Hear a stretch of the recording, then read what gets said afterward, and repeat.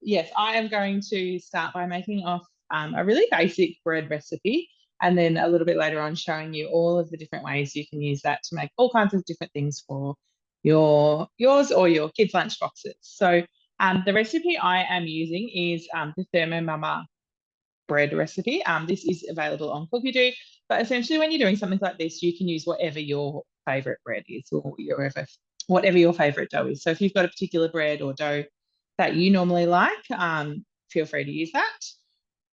But I'm going to go into my wheat because I have already popped that in there. And you will see the Thermo Mama white sandwich bread loaf. So yeah, this one is on Cookie So we're just going to start cooking like normal. If you wanted to, you could scroll down and read all the ingredients, read the hints and tips and that kind of thing. But otherwise, we are just going to get to start cooking straight away. So into there, we are going to mention scales a tad, but we're going to put 270 grams of water.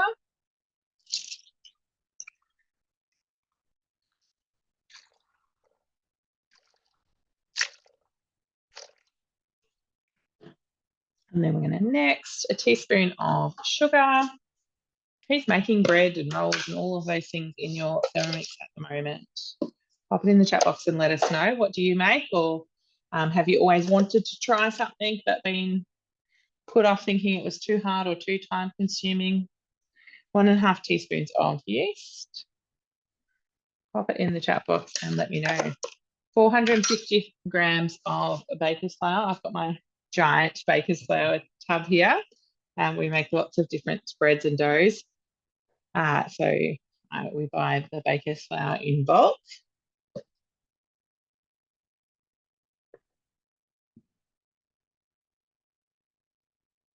So obviously with our built-in scales, we're just saving on extra dishes. You're only going to have perhaps a teaspoon to wash and your Thermomix after this recipe. 450 grams of baker's flour, 1.5 teaspoons of salt. Looks like Jess, I'm just going to loosely measure that. Pop it in. 1.5 teaspoons of bread improver, optional. So people ask me all the time about bread improver and whether you need it or what you can use as an alternative.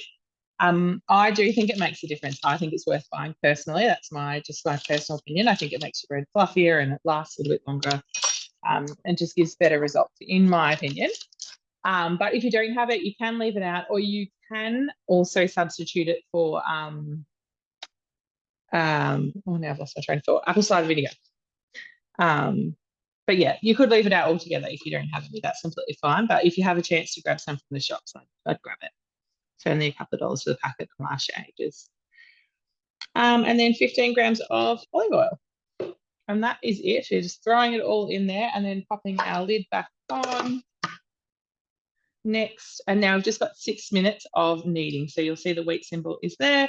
So you're just going to start that and it's going to do all the work for you.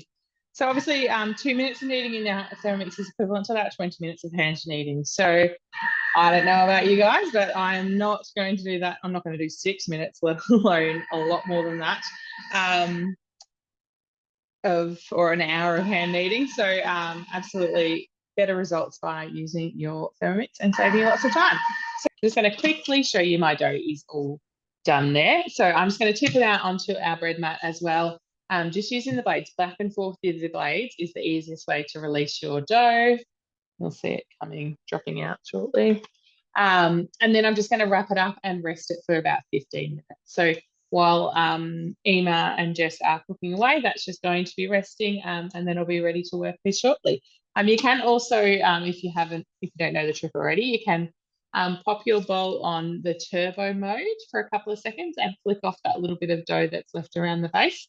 So I'll do that and I'll rest my dough and I'll come back towards the end and show you what we're going to do with it. But all right, so I am just going to very quickly, before I make all my rolls and things, grate some cheese in my Thermomix. I haven't washed my bowl or anything. Using the same bowl, a little bit of dough in with your cheese, and when you're adding it to your rolls and things is not going to hurt you. So just cut your cheese into just rough squares and throw it all in. I have pre-done some already and some with bacon as well. So if you're going to make some cheese and bacon rolls or some pizza scrolls, Just throw in some bacon with it now, just roughly chop it.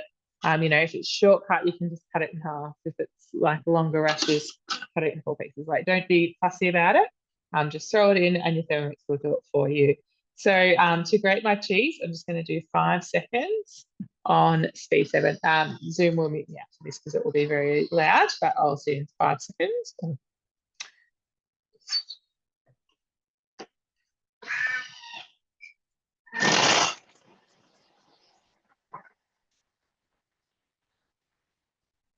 All right, so that's that done. So then it's ready to go.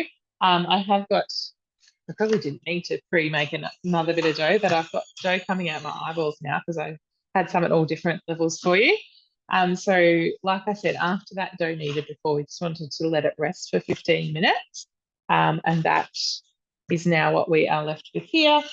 This one has been resting since before the demo, so it's a little bit stickier than what it would be, but still perfectly fine to work with. For this tonight, I wanted to show you guys a few different ways you can use a basic bread recipe. So for this one, I am going to cut my dough in 5 pieces and then show you all a few different things. But obviously, if you are just making scrolls or rolls or mini hot dogs, you can just use your whole lot of doughs and just work with it from there. So I'm just going to, again, use my bowl scraper like Jess did on my mat. And remember, these mats you can grab as a host reward too, guys. So if you haven't got one, everybody needs at least one bread mat in their life. I'm very conscious that it's nearly 9, guys. I'm going to go as quickly as I can here and then we'll be all finished. You are happy to bear with us for a little bit longer. So I've got 5 lots of dough there. And then the first one I am going to do just some basic bread rolls. So I'm going to separate that into 4. Again, you can, if you wanted to, if you want to be particular about size of your rolls and all that thing, all those things, you can use your scales on your Thermomix to weigh out your dough. I don't really bother, to be honest. I just go by and they look about the same. But how I roll out rolls is I use the palm of my left hand, I am right-handed, and the fingers of my right. So I use the fingers of my right to tuck and the palm of my left to kind of roll it. So in a couple of seconds, you just roll it around like that. So again,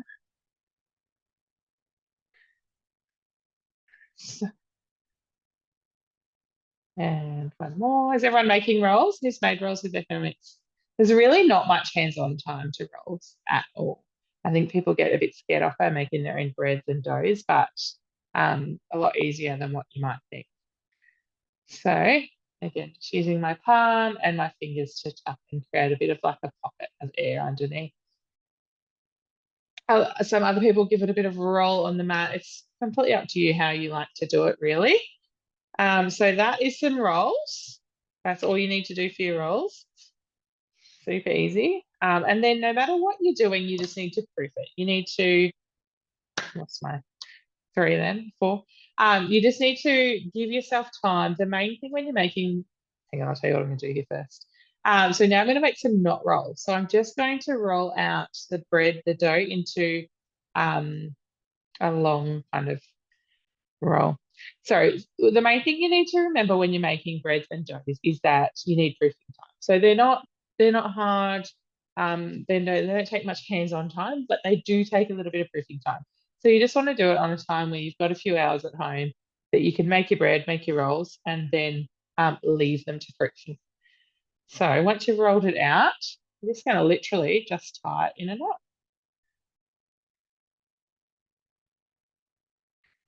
Do another one. So just roll it out nice and thin. And again, just like the girl said before, depending on, you know, what you're making and how big you want it is what you do. So if you want bigger rolls, obviously you're going to make less and just make them a little bit bigger. If you want smaller, up to you. So long and literally just tie in a knot.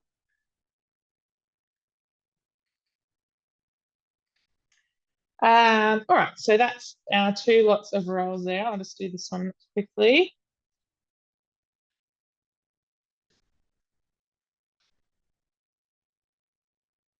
And then when you're proofing, you just want to proof until your rolls, bread, whatever you're making is doubled in size. So I think the, make this 24 again, the main thing that people kind of get stuck with, and or that, you know, if they message me and think that their bread doughs haven't worked out as they would like, is that they haven't proofed long enough. A recipe might say proof for 30 minutes. We've got to remember that all recipes are made in different environments. So where we are in beautiful Victoria, I'm just going to use the mini loaf tray for this one. Now I'm going to make some mini hot dogs. In Victoria, especially in the cooler months, things can take so much longer than perhaps in Perth, where in Australia, our recipe development kitchen is. So what proofs in 30 minutes in Perth would not proof in 30 minutes in a Victorian winter. So we always want to proof until you are doubled in size rather than time. So ignore the time on any recipe and go to doubled in size is my biggest tip. So for these little loaves, I do the same as in roll it in a circle, and then I just kind of work it into a little log and then use my mini loaf tray. Is anyone making mini hot dogs, or is anyone buying mini hot dogs from Baker's Delight? I've never actually bought them from there myself, but I understand they are very expensive and they are so much cheaper to make at home. So that's all you have to do. So we've got so far our rolls, which I had an extra lot to make into cheese and bacon rolls, but obviously you don't need to see me make double them out. They're still the same as far as rolling them out. Our nut rolls, our little mini loaves ready for our hot dogs. And then lastly, I'm just going to show you really quickly how to make some scrolls. Just move those out of the way. This is why the bread mats are so amazing. I didn't flour this or anything before we started at all, but the dough just comes straight off. It's so much easier to work with.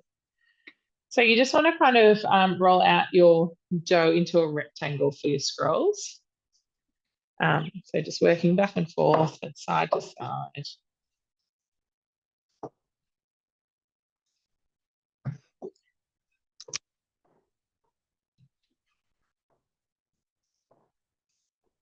And obviously these for our lunch boxes are going to be savoury scrolls. And again, you can make them into whatever you want, whatever your kids like, whatever you like. I'm going to do cheese and Vegemite scrolls because that's what my little ones love. But pizza scrolls is also very popular in our house. And you can obviously do them just by a bit of pizza sauce, some ham and some cheese.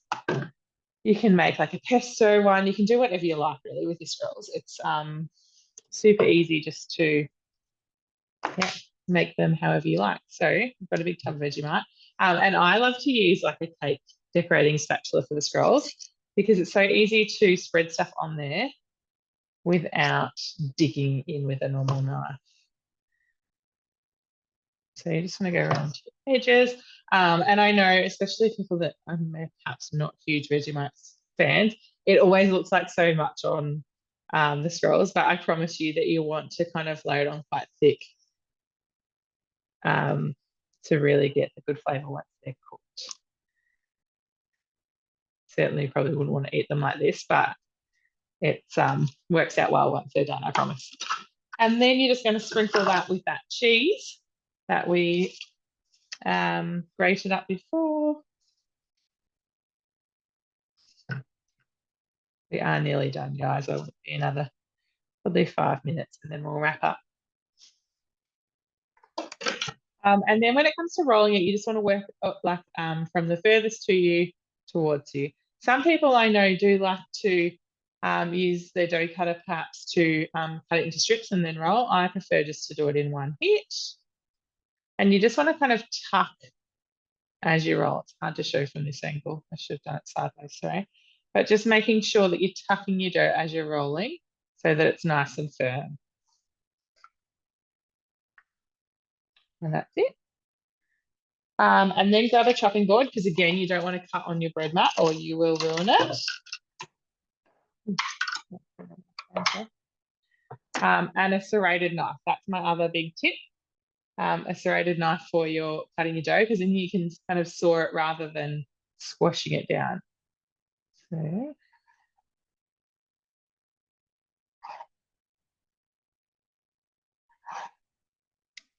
There are cheesy Vegemite smells ready to proof. So, like I said, we are going to proof all of these until they're doubled in size. To the side and grab some that I've prepared earlier. These rolls, I'd say, are not quite ready. You can see the not rolls there, the normal rolls, some that we'll add cheese and bacon to. I'm going to end up with a giant mess with it and a whole lot of rolls here. So when I do the cheese and bacon rolls, you can brush them with a bit of egg to help the cheese and bacon stick if you like, but I generally just kind of pop it on the top. So I've just got, you know how I said that I grate up that bacon with the cheese? So it's all one mixture and just popping it on the top and then popping it straight in the oven.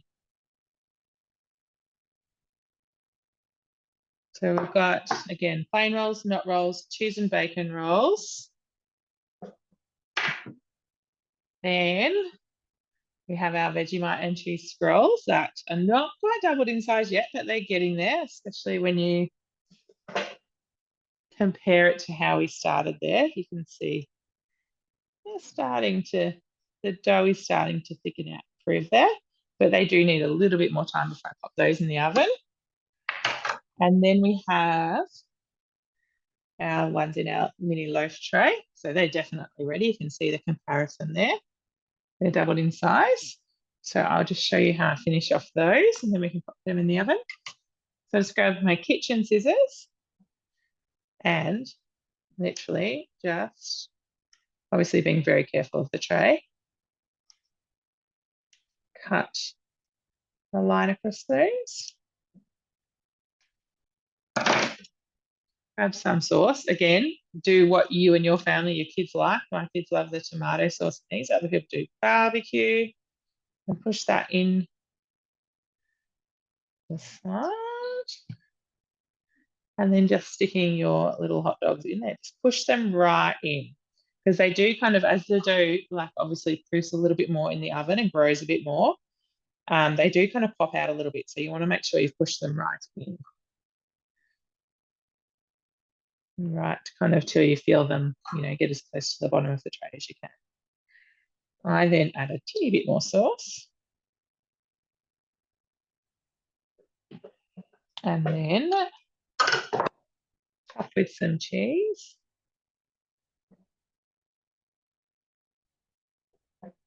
The chat box has moved a bit too quickly there for me, Jess, but if there's anything I need to answer, just let me know.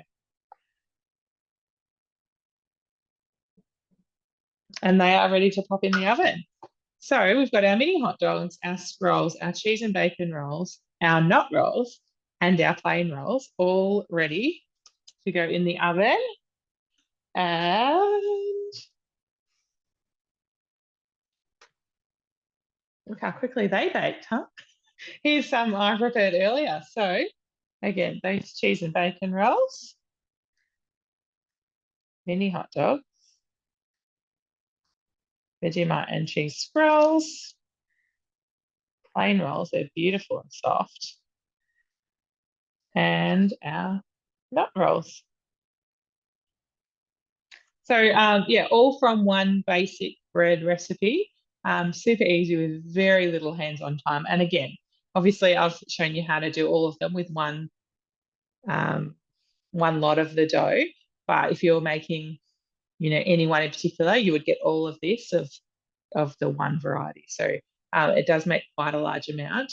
Perfect to pop in the freezer. I freeze all of mine for the kids, and I can promise you that my kids would complain if there was anything wrong with them.